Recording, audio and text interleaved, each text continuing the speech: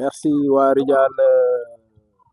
l'animateur Rijal TV moo lay gërëm di la sant heureusement que tu as apporté ta précision le rectificatif. Je suis ancien président. Voilà, maintenant il y a une nouvelle équipe qui dirige l'ASC ñoom ñoo ci nekk. Le président s'appelle Mouhamadou Boye Diallo léegi ñoom ñoo yor les destinées ñoom ñoo ceux qui conduisent les destinées de l'ASC. Bon, en ce qui concerne l'ASC Benla comme noo ko waxee rek ASC Benla moom dafa bokk ci ñun.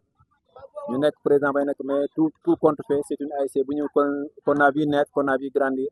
et qu'on a couvé et ku ñu jàpp ba heure bi donc ci ay loxo yi wóor lañ ko teg loxo yi set te booy xam naa ni seen loxo set na te nañ ko dawal ci niñ ko bëggee.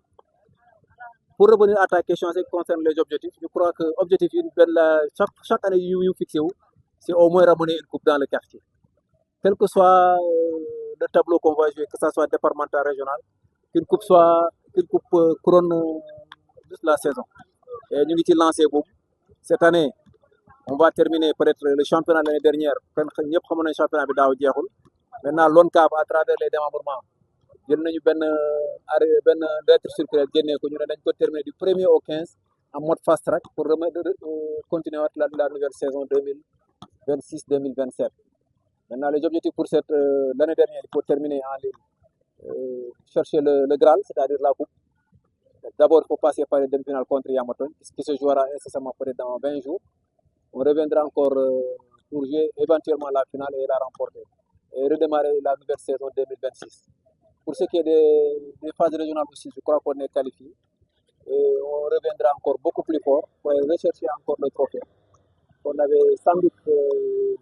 on n'était pas terminé qu'on avait apporté remis l'année dernière. En phase nationale, c'est depuis presque, je peux dire, 10 ans, non, 8 ans, les demaguñu phase nationale, cette année, nous sommes revenus. Et je crois que les objectifs restent les mêmes.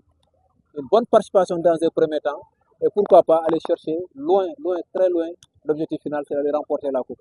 C'est de faire un bon parcours dans un premier temps. Parce que ça dépend des aléas, et surtout,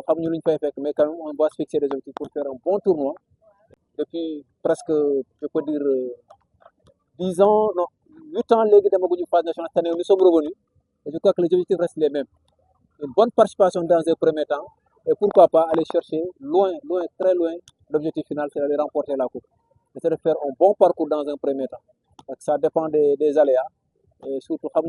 mais quand même, on doit se fixer des objectifs pour faire un bon tournoi. Et l'Union Lourdes, c'est que le problème de Dieu. Merci.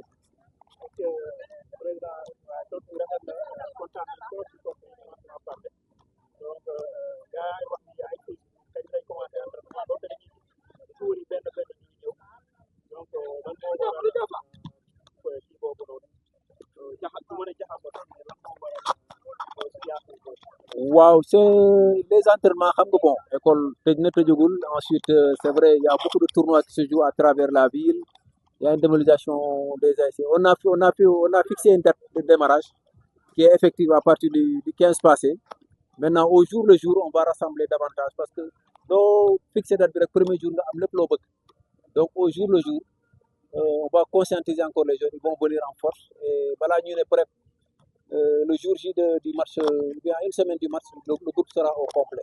Là, je suis après sûr de ça. Parce que nous voulons compétir, les compétitions régionales ou bien nationales, une, am ci des tuuti, am régionales yi ñu bëri ñu ngi ci am na yoo xam ne ils ont voyagé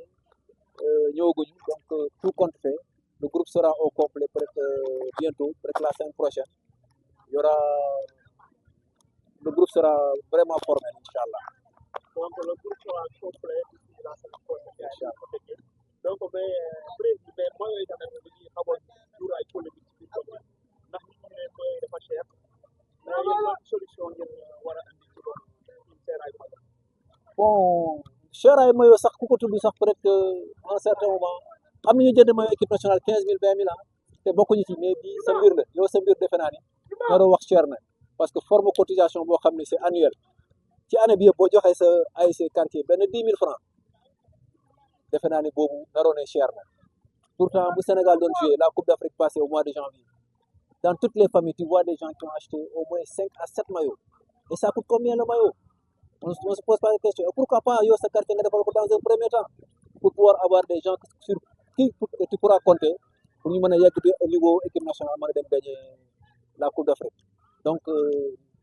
moi à mon avis moi personnellement je comprends les situations sont très difficiles am bi du benn par rapport ak nit ñi mais quand même sacrifice la rek